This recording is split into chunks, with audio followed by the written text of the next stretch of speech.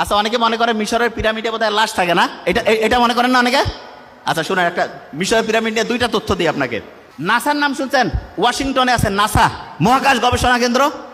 ওই সময় মিশরের মহাকাশ গবেষণা কেন্দ্র ছিল এই পিরামিডগুলো, সবচেয়ে বড় পিরামিডটা ছিল সবচেয়ে সেরা গবেষণা কেন্দ্র, মহাকাশের সাথে কানেক্টেড।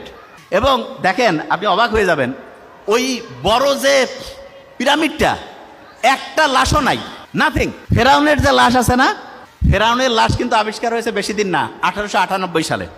এবং আবিষ্কার হওয়ার তার প্রায় 77 বছর পরে 1975 সালে ফ্রান্সে নিয়ে গেছে ওই লাশ।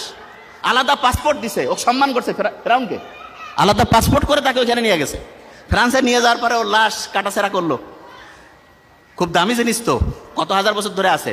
তারপরে দেখে ওর ফুসফুসের মধ্যে পানি, এবং তার শরীরের মধ্যে যে চেঞ্জটা, ওইখানকার যারা হচ্ছে ফরেন্সিক মানে ডাক্তারদের মধ্যে একটা টাইপ আছে, তারা মানুষ মারা যাওয়ার কারণ কি ব্যাখ্যা করে লেখে, ফরেন্সিক মেডিসিন। তারা লিখলো যে এর হঠাৎ করে শ্বাসরোধ বন্ধ হয়ে পানিতে ডুবে মরছে। আল্লাহ বলছে না যে তোমার লাশ আমি অবিকৃত রাখবো। যতগুলো ফেরাউন কিন্তু একটা না, বহুগুলো ফেরাউন আছে। জানেন কি এটা? যখন বাংলাদেশের প্রধানমন্ত্রী প্রেসিডেন্ট থাকে না, এরকম মিশরের যে হেড তাকে ফেরাউন বলে। অনেকে মনে করে এটা বোধহয় কোনো লোকের নাম। নো।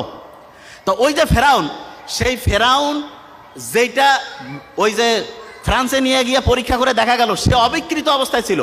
অন্য সবগুলো ফেরাউনের কোনো না কোনো জায়গায় ডিস্টার্ব হয়েছে, কিন্তু সে একদম যে অবস্থায় ছিল ঠিক সেই অবস্থায়। আল্লাহ বলছে না যে আমি তোমাকে অবিকৃত রাখবো, ভবিষ্যতের জন্য দৃষ্টান্ত করবো, ঠিক সেটাই করছে। ওই যে পিরামিড, সেই পিরামিডের ভিতরে পাওয়া গেছিল হচ্ছে আপনার ওই যে ওই জিনিসটা, ওই বক্সটা। এবং ওই বক্স পাওয়ার পরে ওইখানে দুইটা যে চিঠি, দ্বিতীয় চিঠির মধ্যে কি করছে? প্রথম কথা বলছে তুমি যে অবস্থায় আছো হাসি খুশি থাকো।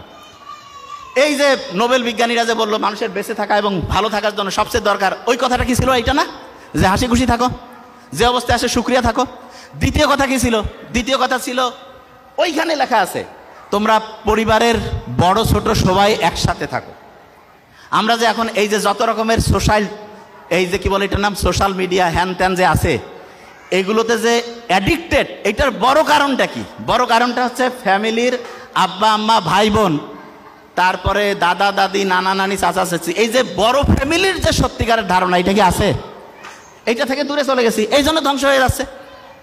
ওই যে চিঠির কথা, খেলাছে, খেলা রয়ে গেছে, পেটের মধ্যে খিদে লাগছে, আমি বুঝতে পারছি। একটা জিনিস আগে ক্লিয়ার করে দিই, ওই যে বক্সের মধ্যে যে দুইটা চিঠি পাইছিল, খেলারাই ফেলছেন এখনই, দেখছেন ব্রেন সব ধ্বংস হয়ে যাচ্ছে। এটা কেমন কথা? ওই চিঠির মধ্যে প্রথম চিঠিতে তো বলছে কত টাকা পয়সা লাগবে সব ছিল। দ্বিতীয় যে চিঠি, সেখানে কয়েকটা বুদ্ধি দেওয়া ছিল, অবাক হয়ে যাবেন। প্রথম বুদ্ধিটা ছিল তুমি যে অবস্থায় আছো হাসি খুশি থাকো। দেখেন তো, তুমি যে অবস্থায় আছো হাসি